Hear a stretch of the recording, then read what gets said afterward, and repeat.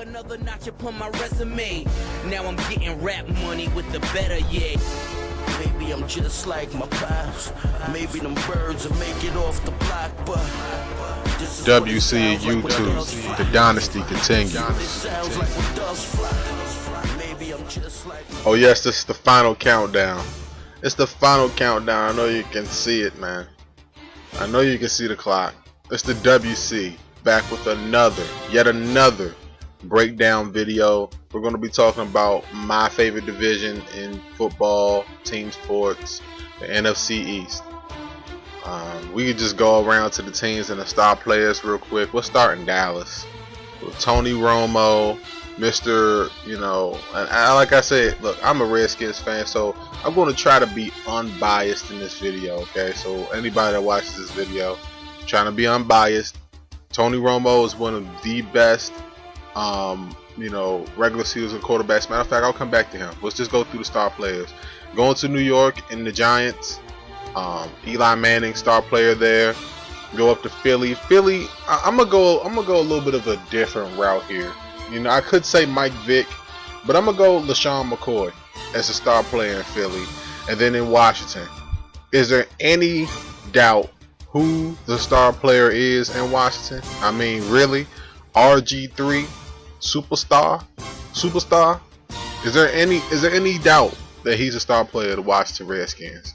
When you can just watch SportsCenter and they're not talking about the team. They're talking about RG3. Case in point. Now let's go into the best coaches in this division now. Chip Kelly. I think that Chip Kelly's not even in this conversation. No offense. He's coming in from Oregon. New head coach. I don't know what he's going to be able to do in the league. I don't know if his offense is going to translate to the league. My whole thing is that if Spurrier can't do it, then you probably can't do it. I'm sorry. That's just the way I go. Spurrier's head coach here. Some say he was embarrassing. Whatever. But Chip Kelly's not in this conversation. I'm sorry. Maybe he might even take the Eagles to the Super Bowl. Who knows? First year. I don't know. Hopefully he can prove me wrong. Maybe. Jason Garrett is another guy I probably can't put into this conversation because it's like, what have you really done, bro? I mean, I know that he's a good offensive coach, offensive mind, but it just looks like he's just on a hot seat. I mean, Jerry Jones is just, he just looks like he's itching to fire him. I mean, it's crazy, man. Just, if you're going to fire him, just go ahead and fire him. Maybe he puts on a 5-star coaching performance this year, but hey, I don't see it. But as far as head coaches go, because I'm spending a whole bunch of time on this, it's a Tom Coughlin and it's a Mike Shanahan conversation. I mean, both of these guys have multiple Super Bowls, and when it comes to the best coach in this division, definitively, no doubt about it, I'm going to say push. Coughlin, Shanahan. I think that they're a part of the same coaching tree. If I'm wrong, you can correct me down in the comments, but Coughlin and Shanahan all the way. I mean, if you picked one of these two coaches, I don't think anybody would be mad at you. Surprise team in this division. Now, let me just say for the record that all of these teams are capable of winning their division and winning the Super Bowl. Let me just go ahead and say that. I think that this is probably the strongest division in football from top to bottom. I don't think that there's a completely weak team in this division right now. I think that all of these teams have the capability of making a Super Bowl run. So my surprise team is going to be the Philadelphia Eagles. Now I know I just talked complete trash about Chip Kelly, all right, but after the way the Eagles performed last year with their defense just being decimated and their offense just not being able to hold on to the ball, Mike Vick just not looking like he did the year before, Andy Reid's exit, I mean, the expectations for the Philadelphia Eagles with a brand new head coach is going to be low. So if they come from out of nowhere and win this division, I don't think that anybody would be, completely shocked, but it's just one of those things where they're really not completely expected to do that with a brand new head coach and a brand new system and a brand new method and all this other stuff that's going through. Now, best team in this division right now, all right, best team from head to toe. All right, right now, this second, I'm stalling to say this right now, right? Because I'm going to sound like a homer. All right, is the Washington Redskins. Redskins are the best team in this division by a hair, and the reason why they're the best team in this division is because they have something that New York and Dallas just don't have. They don't have RG3. But, you know, all the Giants fans out there, they could say, hey, well, we got Eli, we got 2 rings. You know, case in point. But, you know, New York is missing a few things, and I don't see those flaws in the Redskins like I do in New York. And then, you know, I know the Dallas fans are like, all right, I'm 5 minutes into the video. You haven't talked about Tony Romo, talked about Jason Garrett.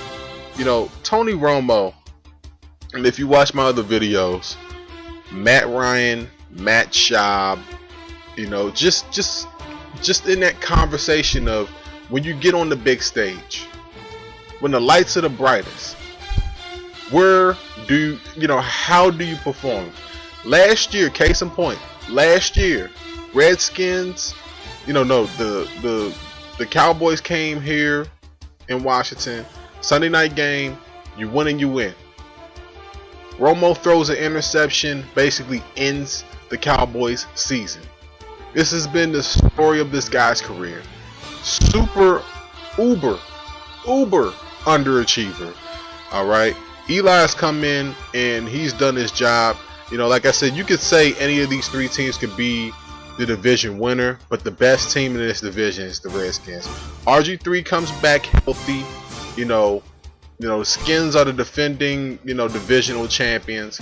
I don't know if they are going to win the division, but I'm not even going to shudder to even think about saying that just one team makes the playoffs out of this division. I think that 2 teams definitively make the playoffs, one a wild card, one a division winner, because of the fact that, you know, the teams in this division are just so well put together.